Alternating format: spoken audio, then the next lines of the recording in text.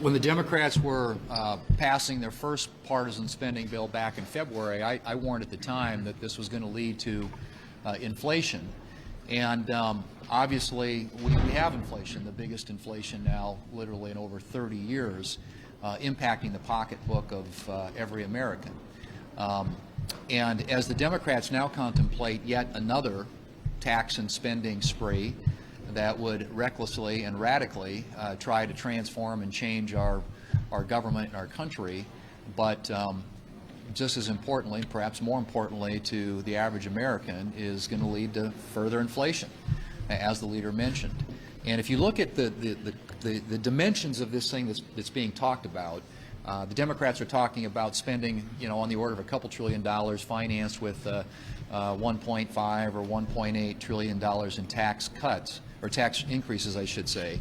But if you look at what independent analysts have come up with, Penn Wharton is a very reliable model on this. The Committee for a Responsible Federal Budget has also looked at it. Both have concluded that when fully implemented, if these programs are extended, and we believe that is the intention of the Democrats, is to get them embedded and then to make them permanent, the 10-year cost of this is on the order of $5 trillion, which would leave you about $3 trillion of debt. You'd be adding it to the debt. And the individual components of this bill are awful, and you all have heard and seen many of the provisions, but we pay a lot of attention to agriculture in my state. There are a couple of provisions in there. One that adds a couple $100 million for urban agriculture.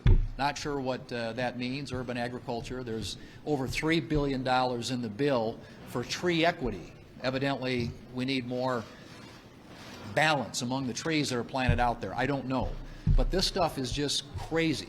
And if you look at what the impact of the lifting the cap on deductibility of state and local taxes would be, and how that would affect states around this country, you would have states like South Dakota, states in the middle of the country that are low-tax states, subsidizing high-tax states like New York and Connecticut and California, and delivering tax cuts.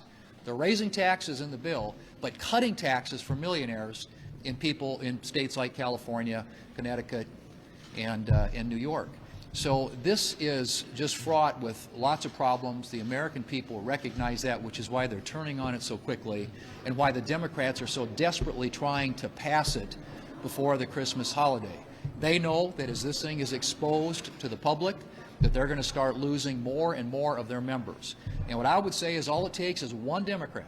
One Democrat can stop this in its tracks and prevent this big government socialist idea from ever becoming law.